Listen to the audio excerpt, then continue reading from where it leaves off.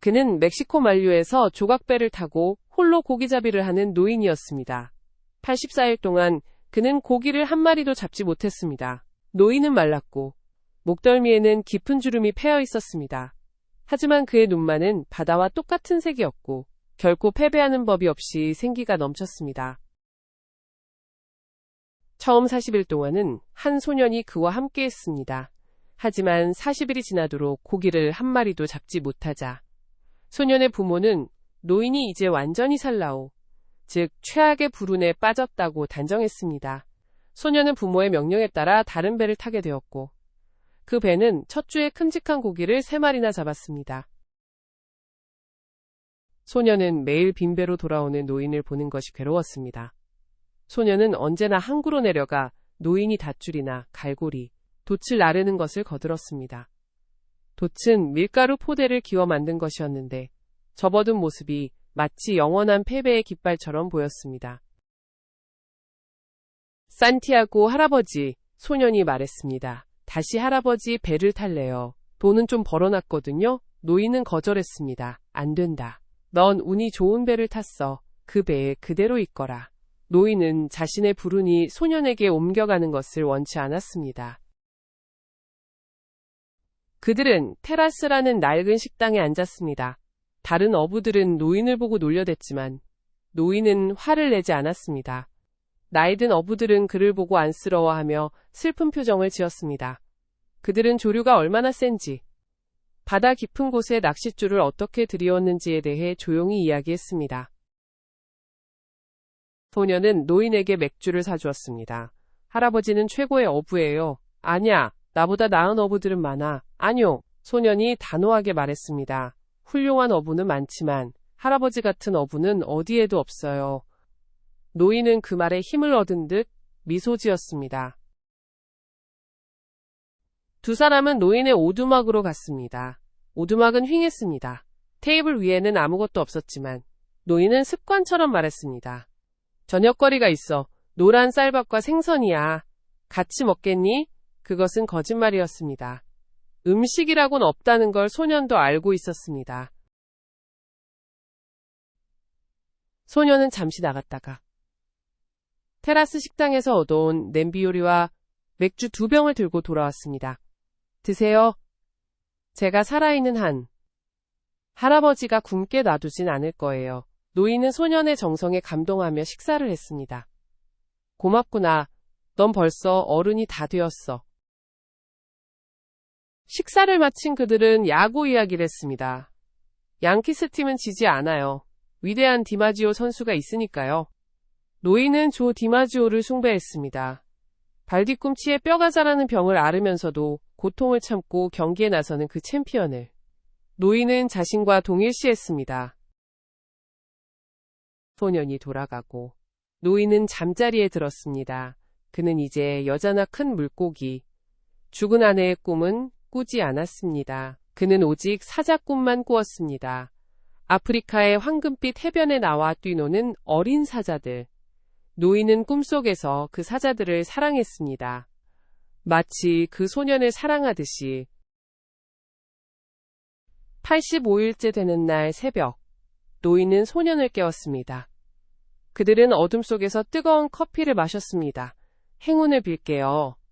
할아버지, 행운이라. 난 오늘 행운을 파는 곳에 가서 행운을 좀 사야겠어. 무얼로 사시게요? 잃어버린 날짜들로 사지. 노인은 혼자 배를 저어 바다로 나갔습니다. 그는 다른 어부들이 가는 얕은 바다를 지나 더 먼 곳으로 향했습니다. 육지의 냄새가 사라지고 깨끗하고 깊은 바다의 냄새가 났습니다. 그는 심연의 어둠 속으로 낚싯줄을 내렸습니다. 오늘은 왠지 자신감이 넘쳤습니다. 태양이 바다 위로 솟아올랐습니다. 노인은 낚싯줄을 수직으로 바다 깊은 곳까지 정확하게 내렸습니다. 다른 어부들은 조류에 낚싯줄이 휩쓸리게 두었지만 그는 항상 정확한 깊이에 미끼가 있기를 원했습니다.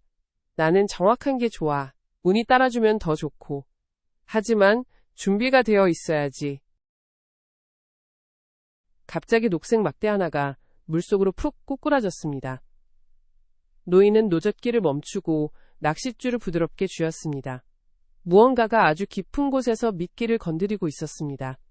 믿을 수 없을 만큼 무거운, 엄청난 무게감이 손끝에 전해졌습니다. 먹어라. 그래, 어서 먹어. 냄새가 좋지. 아주 싱싱해. 어서 삼켜라. 노인은 주문을 외우듯 중얼거렸습니다. 그리고 결정적인 순간, 그는 온몸의 힘을 다해 낚싯줄을 위로 채 올렸습니다. 하지만 고기는 꿈쩍도 하지 않았습니다. 마치 바닥에 닷을 내린 것 같았습니다. 오히려 배가 북서쪽으로 천천히 끌려가기 시작했습니다. 노인은 낚싯줄을 등에 걸치고 버텼습니다. 이 녀석이 배를 끌고 가고 있어. 고기는 무시무시한 힘으로 헤엄치며 배를 끌고 나갔습니다. 4시간이 지났지만 고기는 지칠 줄 몰랐습니다. 육지는 이제 보이지 않았습니다. 해가 지고 밤이 되었습니다. 날씨가 추워졌습니다. 노인은 뱃전에 등을 기대고 줄을 꽉 쥐고 있었습니다. 그 애가 있었더라면 나를 도와주고 이 굉장한 광경을 볼 수 있었을 텐데. 노인은 소년의 부재를 뼈저리게 느꼈습니다. 그때 낚싯줄을 통해 고기의 마음이 전해져 왔습니다. 녀석은 두려움도 당황함도 없이 그저 묵묵히 자신의 길을 가고 있었습니다. 너도 참 이상한 놈이구나. 나만큼이나 늙고 지쳤겠지. 노인은 보이지 않는 적에게 묘한 동질감을 느꼈습니다. 새벽이 오기 전 고기가 갑자기 솟구쳤다 내려갔습니다. 줄이 노인의 등을 파고들어 피가 배어 나왔습니다. 그리고 작은 새 한 마리가 날아와 뱃전에 앉았습니다. 집박이였습니다. 노인은 새에게 말을 걸었습니다. 많이 지쳤구나. 쉬었다 가렴. 하지만 이곳은 안전한 곳이 아니야. 갑자기 고기가 획 방향을 틀었고 줄이 요동치면서 집박이는 놀라 날아가 버렸습니다.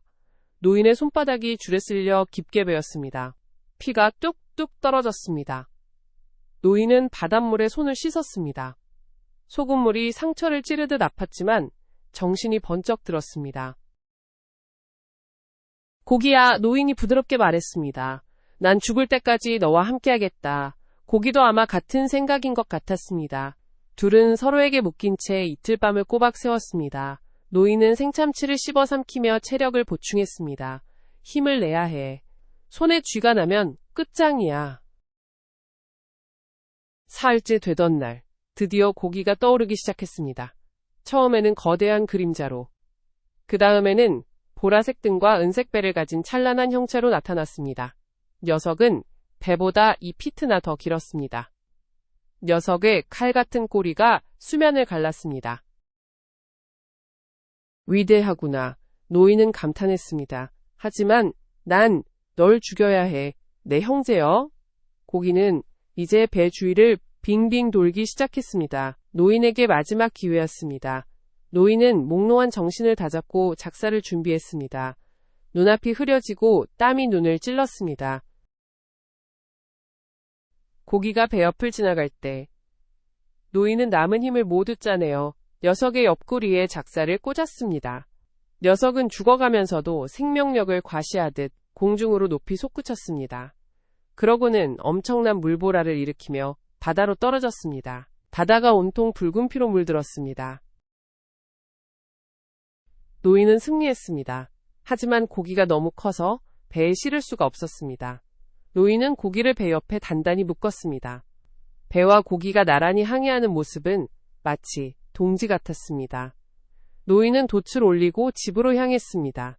내가 놈을 데려가는 걸까? 놈이 나를 데려가는 걸까? 1시간쯤 지났을 때였습니다. 첫 번째 상어가 피냄새를 맡고 나타났습니다. 청상아리였습니다.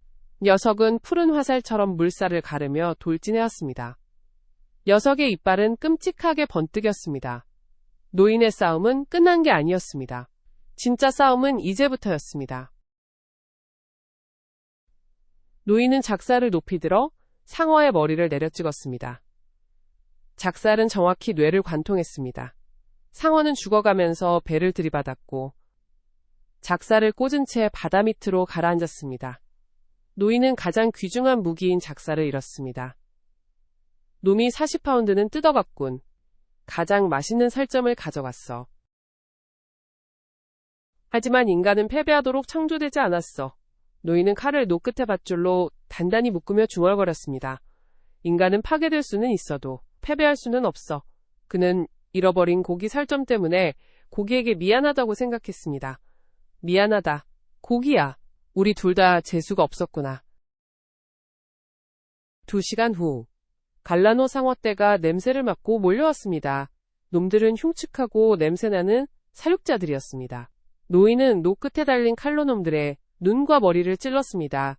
손에 전해지는 충격이 뼈를 울렸습니다. 한 놈을 죽였지만 다른 놈들이 고기를 마구 물어뜯었습니다. 뚝 하는 소리와 함께 칼날이 부러졌습니다. 노인에게 남은 무기는 이제 베에티로 쓰던 몽둥이뿐이었습니다. 아직 몽둥이가 있어 그는 늙은 몸을 이끌고 다시 일어섰습니다. 해가 지고 있었고 바다에는 피냄새가 진동했습니다. 밤이 되자 상어들은 떼지어 몰려왔습니다. 어둠 속에서 놈들의 지느러미가 물살을 가르는 소리만 들렸습니다. 노인은 보이지 않는 적들을 향해 몽둥이를 휘두르고 또 휘둘렀습니다. 몽둥이가 부러지자 뱃전에서 떼어낸 나무 조각으로 놈들을 내리쳤습니다. 마지막 상어 한 마리가 몽둥이를 물고 늘어졌습니다. 노인은 놈의 머리를 주먹으로 가격했습니다. 하지만 이미 늦었습니다. 고기는 다 뜯겼습니다. 뼈만 앙상하게 남았습니다. 상어들은 더 이상 먹을 것이 없자 떠나버렸습니다. 노인은 돛을 올렸습니다. 배는 가벼워져서 아주 잘 나갔습니다. 그는 아무 생각도, 아무 느낌도 없었습니다. 그놈들이 나를 쳤어. 정말이지 나를 완전히 박살냈어.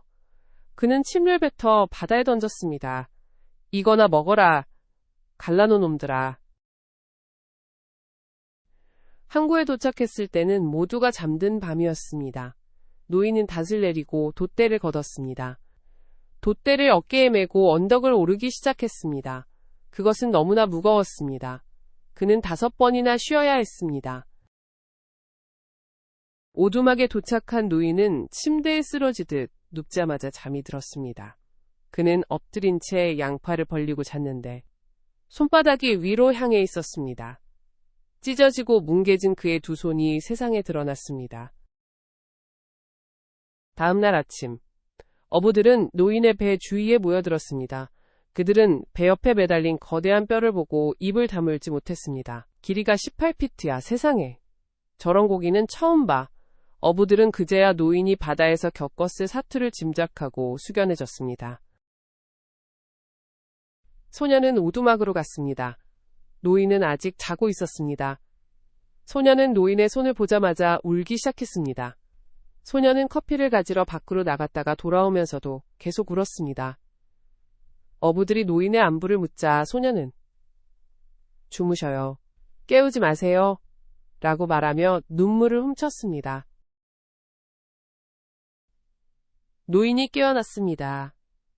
그놈들이 날 이겼어. 마놀린. 놈들이 날 완전히 이겼어. 노인이 힘없이 말했습니다. 소녀는 단호하게 고개를 저었습니다. 아뇨. 놈들이 할아버지를 이긴 게 아니에요. 고기가 이긴 게 아니라고요. 이제 낫게 되실 거예요. 저는 아직 배울 게 많아요. 우리는 다시 같이 고기를 잡을 거예요. 안 돼. 난 운이 없는 놈이야. 운 따위는 상관없어요. 운은 제가 가지고 갈게요. 소년의 말에 노인은 마음의 평화를 얻었습니다. 노인은 다시 잠이 들었습니다. 소녀는 그 곁을 지키고 앉아 노인을 지켜보았습니다. 노인은 저 먼 바다나 상어나 고기나 패배에 대한 꿈을 꾸지 않았습니다. 노인은 사자 꿈을 꾸고 있었습니다. 아프리카의 황금빛 해변에서 평화롭게 노니는 사자들을